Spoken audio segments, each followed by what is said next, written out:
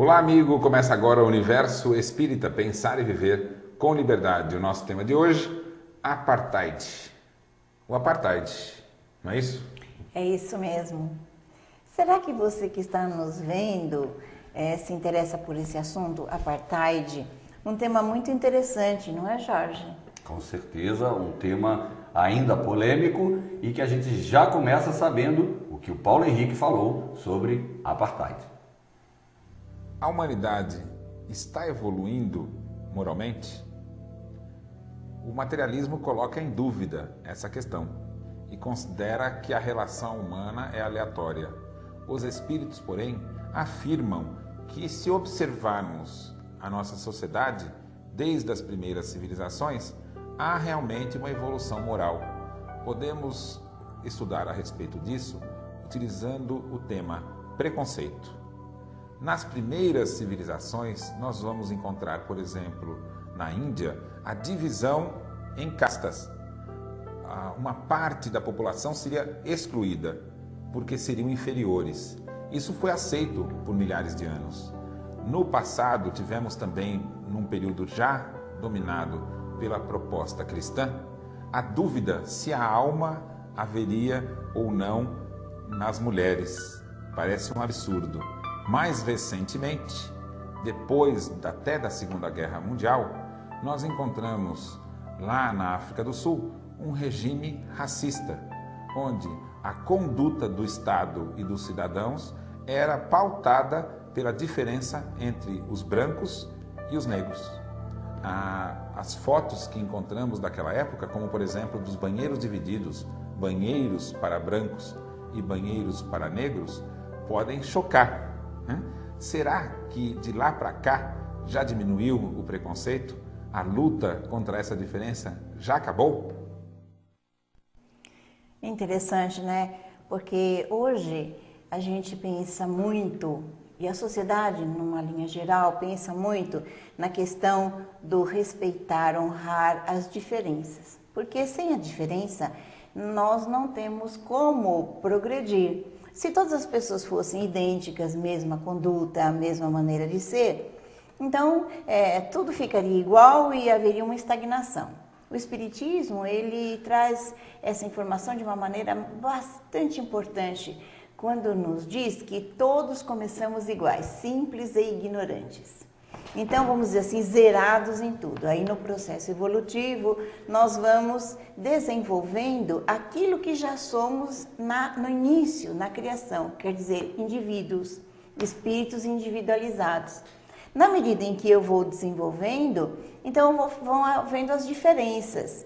Ah, mas então uns têm mais oportunidade que outros? Não, todos têm as mesmas oportunidades, ensina o Espiritismo. Entretanto, não na mesma época. Então pense bem, imagine que nós estamos começando aqui, nós três zerados, se fosse uma hipótese.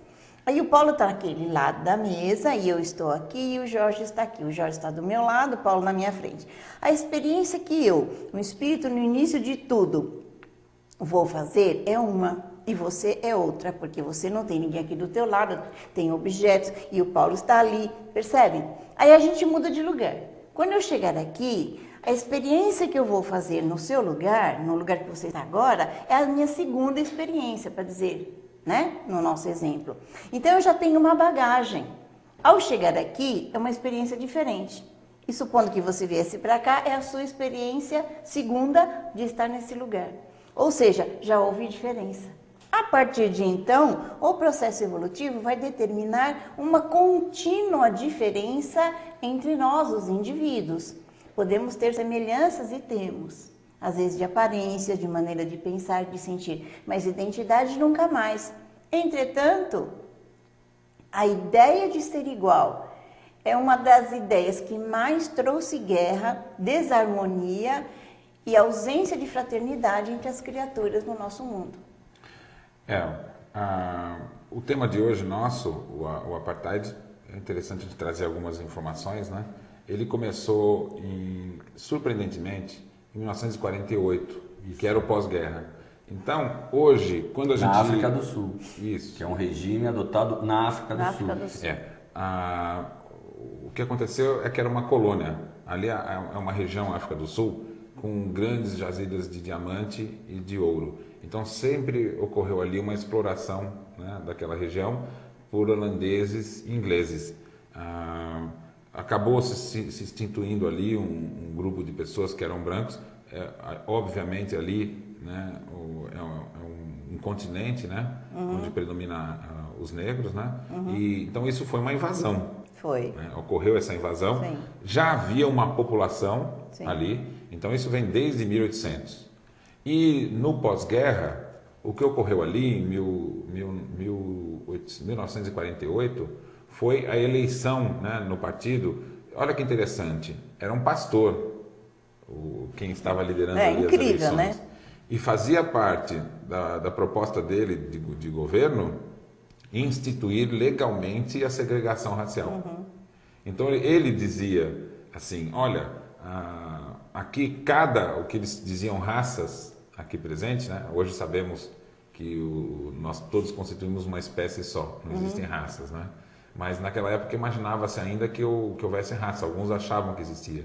E ele dizia, aqui não é uma só nação, mas cada raça representa uma nação. O texto é surpreendente, mas o texto do Partido Nacional que se formou, o manifesto dele diz assim, a política da segregação racial se baseia nos princípios cristãos do que é justo e razoável. Seu objetivo é a manutenção e a proteção da população europeia do país como uma raça branca pura e a manutenção e a proteção dos grupos raciais indígenas como comunidades separadas em suas próprias áreas. Então, tecnicamente, ou seguimos o curso dessa igualdade, o que no final significará o suicídio da raça branca, ou tomamos o curso da segregação. Então, olha que é interessante. Já tínhamos ali o exemplo terrível do nazismo. Sim. O que a gente pode compreender a partir disso é que hoje a gente lê a época do nazismo e considera a questão, né, da separação racial como sendo um absurdo. Sim. A ideia da eugenia também. Historicamente, o que nós temos que saber? Que antes do nazismo, durante e depois, isso estava presente em várias sociedades. Em várias sociedades. Então, o nazismo ele surgiu ali como sendo um absurdo por alguém querer dominar.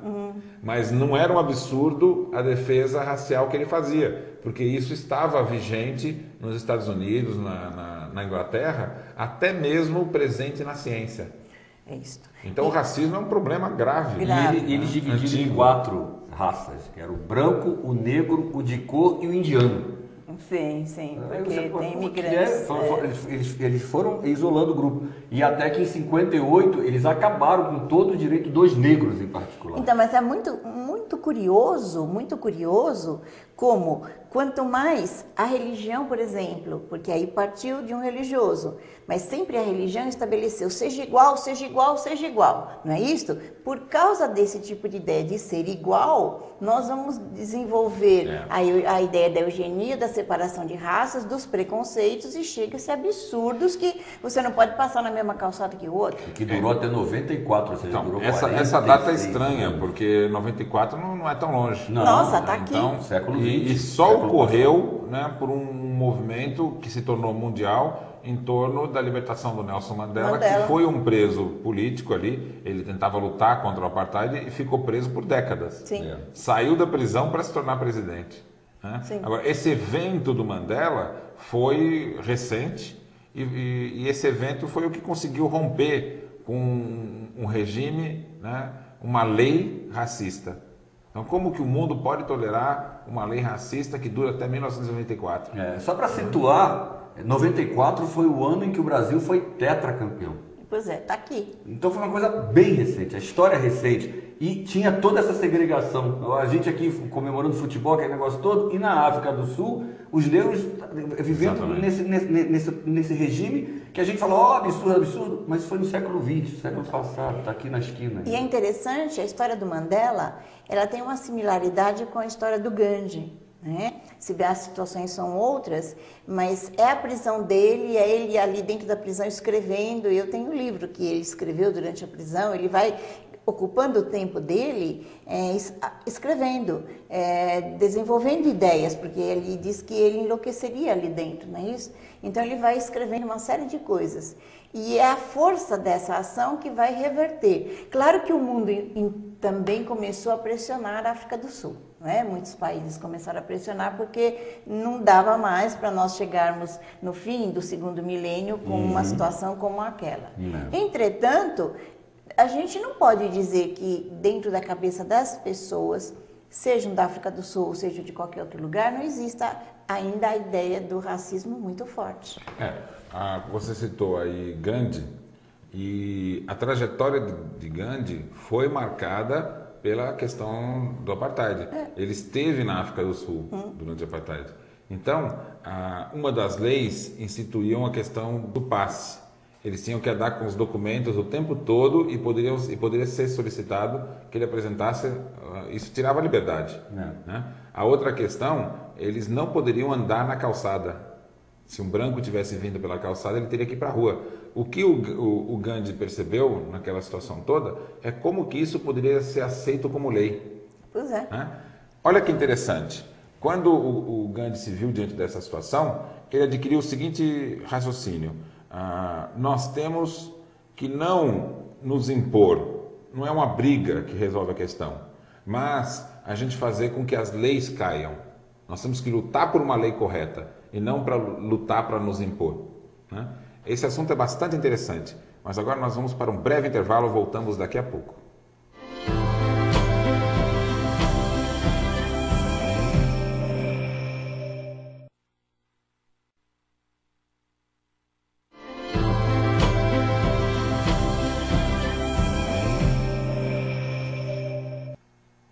Estamos de volta com o programa Universo Espírita. Hoje estamos analisando o Apartheid. O Apartheid é um regime da África do Sul que institui o preconceito, né, a divisão entre raças como sendo lei. Apartheid significa separação. Sim. A ideia é que a separação é necessária para a preservação da raça pura. Percebe? Volta de novo a ideia da raça pura em 1900, a partir de 1948 vai até 94. Olha que força que ganhou essa ideia dentro da nossa sociedade. Hoje nós ainda temos vários perigos relacionados a essa questão, né? Entre eles, um entendimento equivocado de alguns cientistas, imaginando que a genética determina as condições intelecto-morais. Exatamente. Né? Então, como que vai se resolver essa questão? Só vai se resolver quando a ciência, né, se aproximar do entendimento do elemento espiritual. Quando a gente vai estudar Kardec, nós temos que tomar alguns cuidados. A gente não pode ler os livros de Kardec como se eles tivessem sido escritos hoje. Você precisa contextualizar. Se você não contextualizar, que é conhecer qual era a cultura da época, quais eram os conceitos científicos, porque quando Kardec escreveu os livros dele, ele tinha acesso, ele era uma pessoa muito bem informada, estudioso, né, conhecia diversas ciências, professor, né, participava de várias academias científicas, então era uma pessoa muito bem qualificada com relação ao conhecimento. Só que o conhecimento era o disponível na época. Sim, conhecimento científico. Quando ele, científico, cultural, religioso, né? Então, quando ele vai escrever os seus livros, os seus textos, ele se fundamenta no que se conhecia na época e dialogava com os espíritos. E propunha ali as hipóteses da doutrina espírita que, em função disso, e ele mesmo já o reconhecia, ela era progressiva. Como há um diálogo entre a cultura humana, né, e a proposta dos espíritos, esse diálogo se desenvolve na medida em que o homem descobre novas coisas e tem novos entendimentos. Sim. Então isso é um fundamento da doutrina espírita. Com relação à questão das raças, 100% da ciência da época de Kardec imaginava que os brancos eram, os europeus, eram uma fase evolutiva com relação aos negros, aos chineses e assim por diante. Os amarelos ou então vermelhos. Imaginava, quando surgiu a teoria da evolução das espécies, imaginava-se que entre os homens você tinha raças em estágios. né? E o negro era considerado em 100% da ciência da época como sendo o estágio anterior, né, à evolução do branco. Quando Kardec vai lidar com esse assunto, ele parte do que os homens dizem. Olha, os homens dizem que a configuração do negro ele tem menos recursos do que a do branco. E aí ele vai dizer, segundo o Espiritismo, como há reencarnação, a evolução do espírito independe de em qual corpo ele está encarnado. Isso é uma conquista da alma. Quando a gente vai trazer esse assunto para hoje, nós devemos pensar assim, olha, não há diferença entre um negro e um branco do ponto de vista de constituição. Então, se não há, não existe olha, inferioridade ou superioridade, né? Agora, mas muita gente pensa assim, mas claramente a gente vê que a África é menos desenvolvida. A origem disto, ela é histórica, ela é cultural e ela é social. E não racial. A vida começou na África ali, os primeiros hominídeos estavam na África. Exatamente. Então a questão não é de tempo. Né? Até a diferença entre as etnias, ela se dá por uma adaptação local ao ambiente onde se vive, mas ela é muito curta, ela está relacionada só a questões de adaptações externas, não tem nenhuma relação com inteligência ou capacidade. Né? A questão, então, do apartheid está inserida também nesse entendimento social e científico. De imaginar-se que há uma raça superior, né? Aquela época do apartheid, nós tivemos um momento que foi a libertação do povo africano, da África do Sul, com relação a essa política racial. Isso se deu por meio do Mandela, do Nelson Mandela. E a gente vai ter aí o nosso quadro Pipoca falando sobre isso.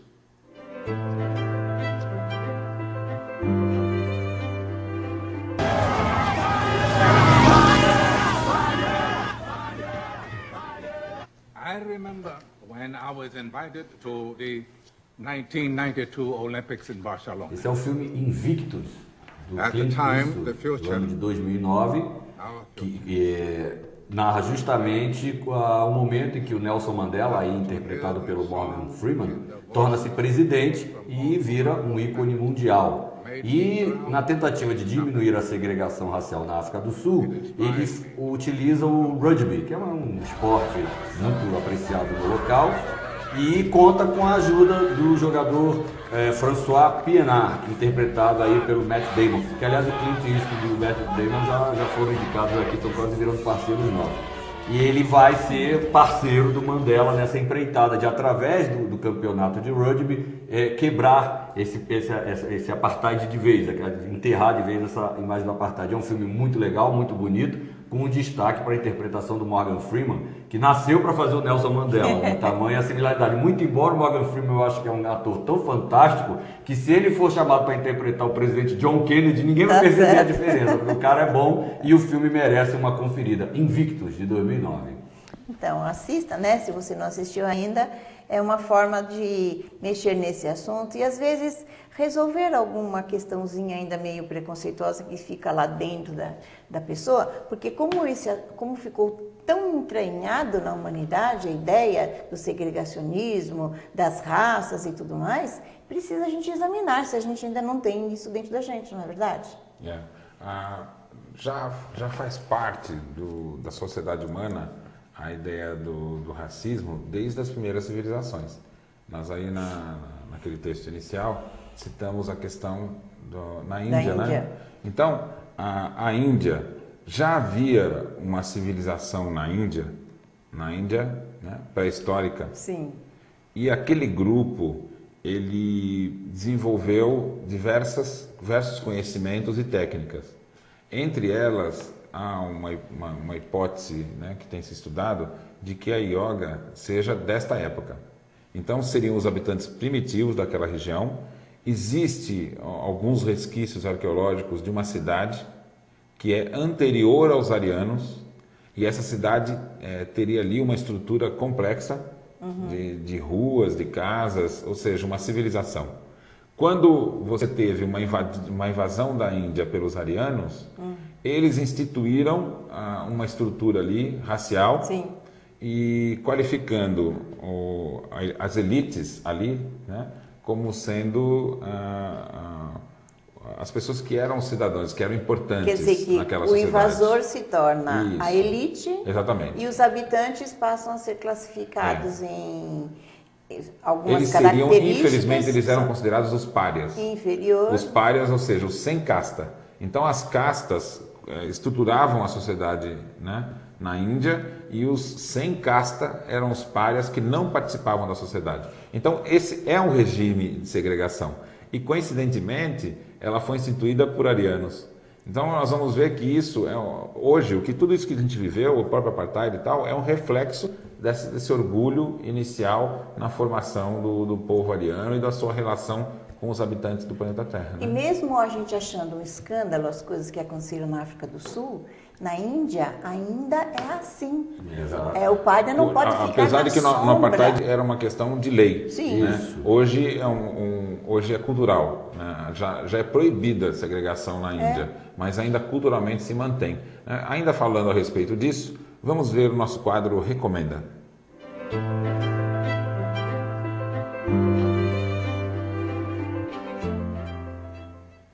O livro é Negritude e Genialidade, do Hermínio Miranda, que também já é parceiro nosso aqui. Volta e meia a gente está citando o livro dele, que conta a história do meu xará, George. Só que esse aí é o George Washington Carver. Não, quem dera. Que nasceu em janeiro de 64 e faleceu em 1943.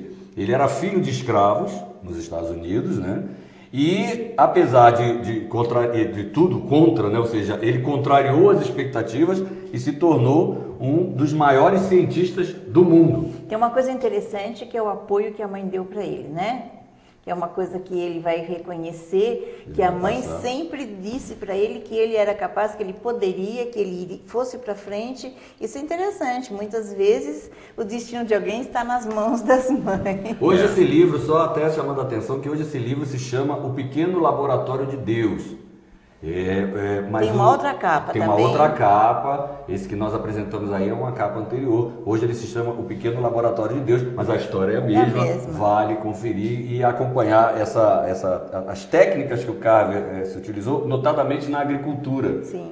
Ele é que trabalhou o conceito do plantio do amendoim, da soja e utilizar aquele mesmo local para depois plantar algodão. Então ele foi responsável por esse sistema de agricultura nos Estados Unidos e que, segundo alguns, até foi ele que acabou descobrindo a famosa pasta de amendoim, que hoje faz parte do cardápio americano. E também de nós, né? Que é uma delícia, eu acho, né? Outra coisa que não é tão conhecida, mas o Carver também fez pesquisa a respeito da soja. Isso. A soja era originária da China, mas se deu muito bem ali aqui nas Américas. Era alimento, né? Só para animais, né? Isso. E ele descobriu o valor nutritivo. E outra coisa importante do Carver, ele propôs questões relacionadas à agricultura. Por exemplo, o revezamento do plantio. Isso. Então ele propunha que você plantasse o amendoim, plantasse a batata doce e depois o algodão. Isso. O que isso acontece? Ele descobriu ali a fixação do nitrogênio no solo, né, por meio das forrações. E isso favorecia o próprio desenvolvimento do algodão posterior. Né? Então essas descobertas científicas foram feitas por alguém que era um ex-escravo, não tinha apego algum e acabou transformando a economia americana. Né? Esse assunto é bastante interessante, mas nós vamos para mais um rápido intervalo e voltamos em breve. Fique aí.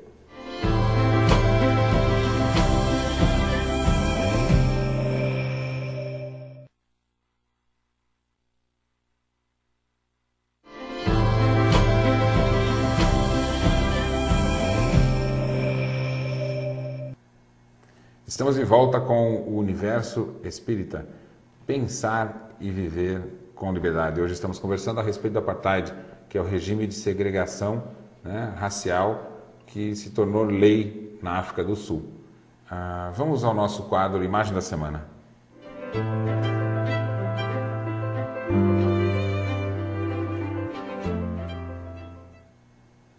O que é esse quadro, essa placa? Que é essa placa? Essa placa é oriunda de uma das leis do apartheid que se chama Lei de Reserva dos Benefícios Sociais. É uma lei instituída em 1953. Ela foi afixada, essa especificamente está numa praia de Durban E indica em 3 línguas ali no caso, o inglês, o africano e o zulu, que se trata de uma área de banho reservada para uso exclusivo por integrantes do grupo racial branco. E essa praia é na África do Sul, obviamente. Placas como essa foram espalhadas em vários lugares, essa aí indicando quem podia e quem não podia usar. Essa sobreviveu. Segundo Costa, ainda está lá, mas como um marco do absurdo, do que aconteceu, assim. Isso mesmo. Não é uma placa assim dizendo assim, cuidado aqui. Não, tem tubarão, a maré alta, só os brancos podem usar essa praia. Uma das mais graves medidas que o apartheid tomou foi a separação. Eles criaram reservas, né, onde os negros tinham que morar ali. Só que eles trabalhavam, né? Então, só que não tinham acesso aos trabalhos mais bem remunerados, né? A educação era uma educação diferente. Tudo foi pensado estrategicamente e intencionalmente para que você tivesse ali o que diz o nome, segregação, né? Essas placas não estavam só ali na praia, elas estavam pensando até em banheiros, tinham banheiros separados, tinham conduções separadas, né? Até na rua não poderia andar na calçada, todo o comportamento era regido por leis. Eu fiquei pensando uma coisa interessante. Por que é que estas pessoas encarnadas com corpos negros passaram por essa situação? Sempre isso me traz a curiosidade, não é verdade? Então, injustiças não existem. Então, se a gente for olhar coisas do ponto de vista do julgamento, que é um equívoco, fizeram alguma coisa errada no passado, escravizaram pessoas e... Eles foram escravos de outra encarnação. Não, eles foram senhores de outra encarnação segregaram e agora eles voltam assim. Então, mas esse pensamento é um pensamento de julgar e a gente não nos cabe isso.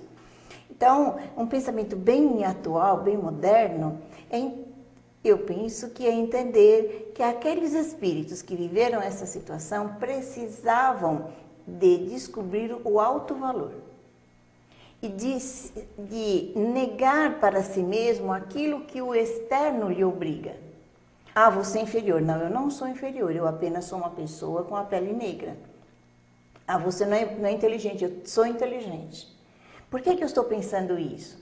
O apartheid desapareceu, mas essa noção de que eu sou inferior porque a minha pele é negra, ou porque a minha pele é verde, ou amarela, ou qualquer cor, ou porque eu não tenho diploma, ou porque eu tenho tantos anos de idade, ou porque eu nasci não sei aonde, esta ideia da autodesvalorização, ela continua existindo na nossa sociedade. E ela não tem nada a ver com o espiritismo, que nos coloca como espíritos em processo evolutivo, passando por várias situações diferentes para aprendermos a crescer internamente, a nos fortalecermos. Então, se o externo, seja quem for esse externo, pessoas ou uma instituição política, me constrange, me obriga a eu me sentir inferior, eu preciso por dentro de mim reagir a isto. Não em lutas ou guerras, porque o Mandela, assim como o Gandhi, mostraram que este não é o caminho. Até porque você se nivelaria por baixo. Mas uma postura íntima de autovalorização, que foi o caso do nosso cientista, que apesar de negro, ele foi galgando os postos porque ele confiou nele. E aí vem a ideia da que a mãe ajudou. Ora, certamente alguém sempre nos ajuda nos nossos pontos na hora da insegurança que todo mundo tem. Existe um processo para causar essas mudanças, porque elas são de prazos mais longos. Você não consegue causar uma mudança dessa, que tem enraizamento cultural, de forma rápida. Claro. Né? E os instrumentos são quais? Como você falou, uma conscientização, né? A conscientização daquele que é o agressor e a conscientização até do próprio agredido para ele se valorizar. Né? A segunda questão é o debate, né? O assunto que não é conversado é um assunto que fica mal resolvido. Então tem que se falar sobre os assuntos, que é até o que estamos propondo aqui. E a terceira questão é, tudo isso tem que ter o objetivo da mudança de hábitos. Sim. Então, quando você conversa sobre as questões, sobre os problemas, expõe, né, o que não está adequado, é só a partir daí é que você começa a pensar em alternativas. Enquanto o hábito ele está inconsciente, ele não muda mais. Porque existem processos, né? Inicialmente, você pode fazer uma escolha errada. Isso vale até para um caso como esse, até para a questão pessoal. Como eu me modifico? A primeira passo da modificação é a conscientização. Eu preciso perceber que eu faço isso e descobrir que aquilo não está adequado. Depois, você tem que tomar o propósito da mudança. E aí você vai vivenciar a mudança de hábito que começa por perceber quando faz, porque se já é inconsciente você não percebe, né? O fato de você desejar que seja diferente, começar no momento tentar não fazer, para depois substituir por uma reação diferente. Então isso serve para os hábitos mais simples até os mais complexos. Para você mudar questões complexas como essas ligadas ao racismo, ela passa pela mudança individual. Então, e essa mudança individual só ocorre com a escolha. Eu quero mudar. Então, a conscientização de que a gente precisa conversar sobre essas coisas e que cada um precisa fazer o seu papel de transformação para que as coisas mudem, é a proposta espírita. E um dos pontos fundamentais neste processo é a pessoa ir vencendo o medo. Porque o medo sempre ele vai manter a pessoa abaixo da pessoa que estabelece o medo ou de uma situação que cria o medo. Exato. E o medo é manter a pessoa na ignorância. Você não pode, se fizer vai acontecer tal coisa. Então, é ir vencendo esse medo, quer dizer, um enfrentamento que não é de brigar, mas é de olhar a situação e verificar, nossa, qual é a pior coisa que pode me acontecer, né? Se for espírita, você já sabe que não tem a pior coisa, porque morrer não morre, então... Dentro do nosso entendimento, então, se nós continuarmos imaginando que o desenvolvimento intelecto-moral ele vai se dar por uma evolução do cérebro, do corpo, não há solução para a questão. Porque aí você vai considerar que um indivíduo que é menos inteligente é porque ele tem um cérebro inferior. Então, e isso, infelizmente, é o entendimento, né, mais divulgado na mídia e na própria ciência. Então, uma conscientização do elemento espiritual de uma forma adequada, sem preconceitos, sem misticismo, né? Porque hoje o pensamento científico não aceita a imposição, o dogma e o misticismo, né? E a gente não deve aceitar também? Não, a proposta ela deve ser racional. Então, a conscientização de uma ideia racional que transmita um novo entendimento, onde o elemento espiritual é associado ao elemento material, é a solução para que, a partir daí, você consiga desenvolver entendimentos e propostas no âmbito da psicologia, da educação, que sejam transformadoras. Se você considerar que os valores estão no próprio indivíduo como alma, sim, e que isso pode ser agregado, desenvolvido, né, alimentado, você tem que ter uma política educacional diferente, onde você vai trabalhar a educação centrada no indivíduo e não nivelar todos pela competição. Kardec disse que nenhum espírito sabia tudo e nenhum deixava de trazer uma contribuição. Falava dos desencarnados, mas nós também somos espíritos. Quando numa escola você institui métodos de seleção e divide os indivíduos em algumas escolas até em salas diferentes, isso não tem outro nome senão segregação. Sim, vão dividir os mais inteligentes e os menos. Por que isso? Porque o objetivo hoje na escola está sendo a competição, né? A identificação e o desenvolvimento dos melhores para que você possa ter uma melhor qualificação daquele colégio na disputa para o acesso à universidade. Então, essa estrutura toda, ela tem uma origem, e a origem está na competição e na segregação. Então, qual seria um pensamento diferente? Primeiro, você tem que reestudar o entendimento para que você tenha a proposta da igualdade de condições para todos, né? A integração, a inclusão. Ou seja, todos os indivíduos são interessantes para a sociedade. Todos são importantes. Então, nós temos que ter uma política que crie condições para todos. Aqueles que têm um desenvolvimento de inteligência menor e os que têm mais. E só é possível isso se você abandonar a competição pela cooperação.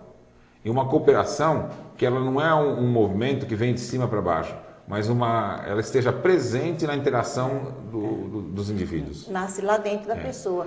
Inclusive, a ideia da inteligência emocional já foi uma mudança. Quer dizer, primeiro só se classificava a inteligência em termos de contas, matemática ou falar bem, né? Então, mas essa pessoa tem esse potencial, mas não tem o outro.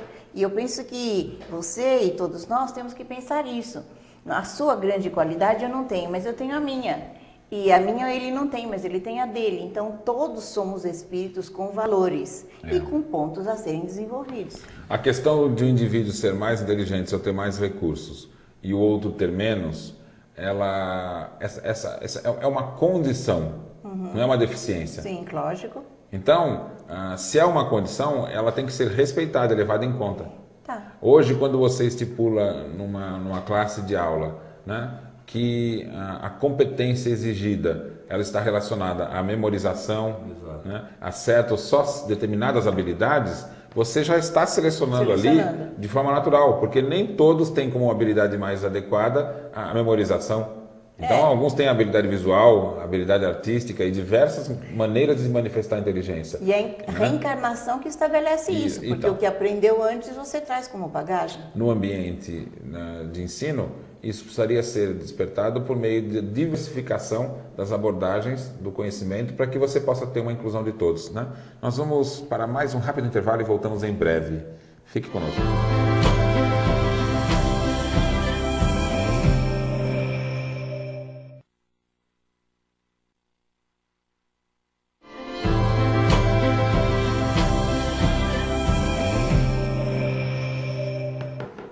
Estamos de volta com o Universo Espírita. Pensar e viver com liberdade. E hoje o nosso tema, Apartheid. O Apartheid é um regime de segregação racial instituída por lei na África do Sul. Mas já aqui discutimos que isso só foi possível por estar presente na humanidade esse sentimento de separação que nasce do orgulho, né? Olha, algumas pessoas são melhores e predestinadas frente a outras que são inferiores. E é tão forte isso que hoje na Índia as castas já não são mais lei, mas os párias continuam a se comportar daquela maneira. O pai, o filho, o neto, eles não passam na sombra daquele que seja o branco, o religioso, aquele que é o chefe político, coisas assim, quer dizer, está entranhado na criatura que ela é menos. Havia uma outra camada, vamos dizer assim, de preconceito, além dessa, né, da divisão de castas, que era da divisão entre homem e mulher, né? Considerando a mulher como sendo inferior. Né? Ele falou na abertura, né? Já houve até debate se a mulher tinha alma. Quer dizer, é uma coisa que já é histórica, já esse tipo de preconceito. Depois que eu desencarnar, eu vou contar. Já esse preconceito com a mulher não era já exclusividade dos indianos, né? Mas estava presente em várias outras culturas, né? É isso mesmo. Então, como contra os índios, por exemplo, né? Debatia-se se os índios também tinham alma. Gente. Eles achavam que o índio não tinha alma, então, portanto, não merecia nenhuma oraçãozinha se morresse. Nós tivemos no Ocidente, na época medieval, aquela questão de você utilizar esse preconceito com a mulher até com a finalidade de se apropriar de fortunas. Então, dizia-se que a mulher era pecadora, né? Qualquer tipo de acusação, ela era enviada para um convento e se tomava posse da fortuna que ela tinha. Você viu, né? Então, isso na China também, nós temos socialmente a mulher tem uma inferioridade, tanto que a luta lá é para ter um filho homem, né? Os países árabes que obrigam as mulheres a usarem a burca, quer dizer, ela não pode se mostrar, né? E aí nós vamos ver um pioneiro na defesa da mulher em Allan Kardec. É interessante que quando Kardec escreveu as suas obras, ele desenvolveu alguns textos utilizando as ideias do espiritismo de que a alma ela não tem sexo, ou seja, né, a alma ela é um desenvolvimento do homem. O homem, enquanto encarnado, ele tem o seu aspecto espiritual e ele tem um aspecto material que o aproxima dos animais, que é o fato de estar usando um corpo físico. Então, enquanto estamos aqui na Terra, você tem que atender aos interesses da alma, que é o desenvolvimento intelectual e o desenvolvimento moral, mas também você tem que prover as necessidades orgânicas, né, que acaba colocando o homem num nível de necessidade equivalente ao dos animais, que não diminui o homem, mas mostra a sua condição transitiva. Nós estamos transitando, né, da vida animal para a vida do espírito. Então, o homem, enquanto aqui na Terra, ele tem uma série de obrigações com relação à espécie, à própria preservação do corpo, que vão exigir dele a busca pela alimentação, né, a questão sexual, a questão da reprodução e uma série de coisas que colocam, né, o homem no nível da necessidade do desenvolvimento e da preservação da sua espécie. E olha, você falou Kardec. Antes dele ser Kardec, como o professor Hippolyte, ele fez uma coisa muito interessante, ele e a Amélie. Ele conseguiu trazer jovens que queriam estudar para Paris. Ele arranjou um jeito de abrigá-las numa casa, em algum lugar, e permitir que estas moças estudassem. Então, ele promoveu uma espécie de movimento no meio cultural e educacional da França, justamente para dar oportunidade para que moças pudessem estudar, coisa que não era permitido. E depois, como Kardec, ele escreve alguns textos demonstrando que quando a gente desencarna na vida após a morte, no mundo espiritual, as questões relacionadas ao corpo, né, preservação do corpo e da espécie, já não tem mais fundamento. E conforme há um desenvolvimento do entendimento do espírito, ele vai percebendo que as questões intelectuais e morais são o fundamento do desenvolvimento do espírito. Sim. Nessas condições, vai se perceber que o espírito em si, ele não há necessidade no mundo espiritual de medo, de raiva e até mesmo da reprodução. Então isso vai colocar a alma acima das questões de sexo, no que se diz a divisão entre homem e mulher. Então, um espírito pode nascer tanto num corpo de um homem quanto num corpo de uma mulher, e essa decisão só vai ter relação com qual o propósito. E vai ter alma de qual a intenção, o que ele quer aprender. E vai ter alma, né? De qualquer jeito. Em verdade, o espiritismo ele estende a questão do termo alma, né, a todas as formas. Então, nós temos uma alma na célula, nós temos uma alma no átomo. Sim. Toda forma tem a gerência de uma alma. A questão é de que a alma, ela desperta no homem para as questões da consciência, da liberdade e do desenvolvimento pessoal. Né? Antes disso, é uma alma que tem um desenvolvimento anímico, né, alheio à sua própria vontade. Né? Vamos ver o que é que o Espiritismo pode nos dizer, algumas palavras a respeito do tema de hoje, no nosso quadro Pensamento da Semana.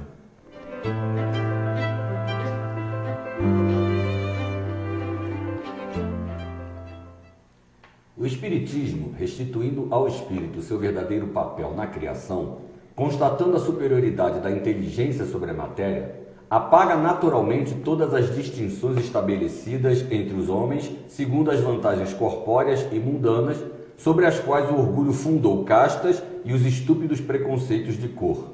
O Espiritismo, alargando o círculo da família pela pluralidade das existências, estabelece entre os homens uma fraternidade mais racional do que aquela que não tem por base senão os frágeis laços da matéria, porque esses laços são perecíveis, ao passo que os do espírito são eternos.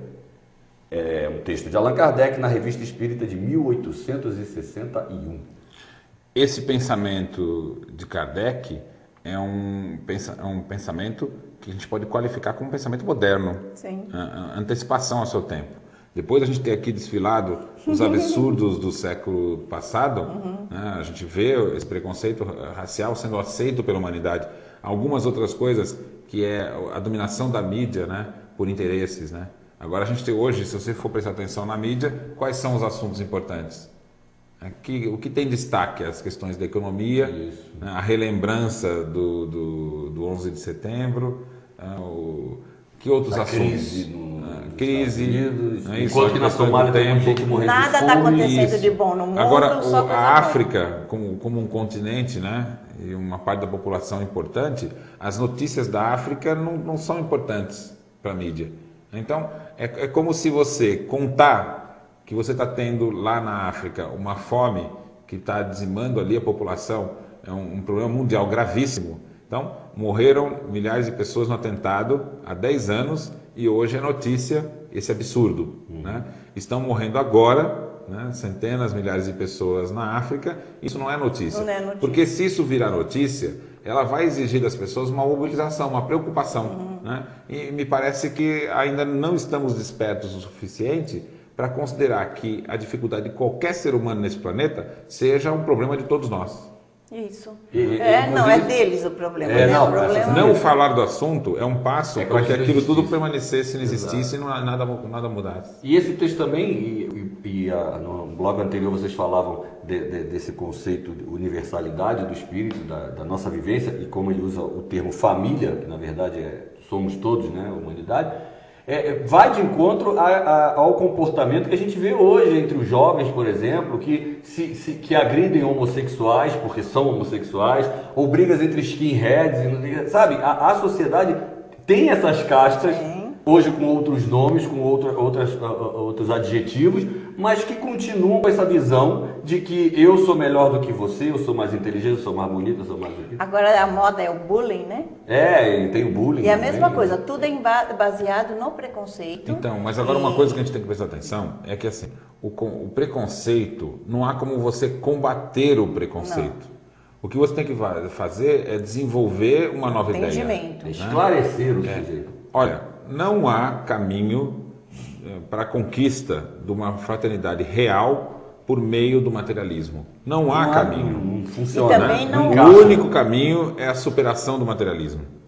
Quem está nos ouvindo aí e imagina que a superação do materialismo é a vivência do dogma, é nisso que está o equívoco. Exatamente. Como se houvesse a única alternativa ao radicalismo do materialismo, seria o radicalismo, né, religioso, né, que a gente já vê aí o radicalismo na religião, que perigos que traz. Então, em verdade, não é substituir um radicalismo por outro, é substituir o radicalismo. Então, né?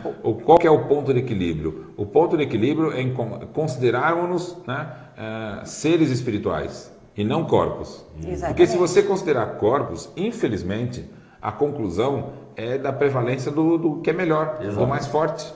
Então, isso deveria ser a lei. O conceito do que é melhor também foi instituído pela sociedade, não significa que seja. Então, quando você vê um indivíduo disputando, querendo passar por cima dos outros, tudo, e considera isso equivocado ou errado, se você considerar o materialismo como sendo um fundamento, e a nossa ciência diz isso, a mídia, as escolas dizem isso para os jovens, né? Sim. Olha, o materialismo é a ciência. Se o materialismo é a ciência, então a disputa é pelo melhor mesmo. E a gente não poderia reclamar da falta de moral na sociedade. Se a gente quer instituição de moral na sociedade, a gente tem que saber que o materialismo não é um conhecimento que funda a moral. Para você fundar a moral, você tem que ter o espiritualismo. E o espiritualismo, para ser fundado, ele tem que ser racional, tem que atender à razão. Essa é a mensagem de Allan Kardec. Então, sem o respeito à diferença, não há fraternidade. Porque na medida em que você vai fazer a diferença, assim, você, eu, todos estamos compondo a humanidade, isso pode desenvolver em mim a fraternidade, que é esse trabalho moral interno que cada um vai fazer. Agora, quando eu acho assim, não, tem que ser de um certo jeito, então o que eu estou estabelecendo é a guerra, é o preconceito, é a separação, é o conflito. Eu acho que o Espiritismo traz uma mensagem para todos nós e propõe que esses temas sejam discutidos em casa. Não podemos esperar que uma política nacional resolva essa questão, muito menos mundial. Isso vai começar pelos lares, pelo debate entre as pessoas, pela conscientização dos jovens. Chegamos ao fim de mais um programa Universo Espírita, Pensar e Viver com Liberdade. Agradecemos a todos vocês que nos acompanharam. Escreva para a gente, ofereça para a gente temas, ideias, críticas, opiniões. universoespírita@redemundomaior.com.br. Nos vemos semana que vem. Até lá!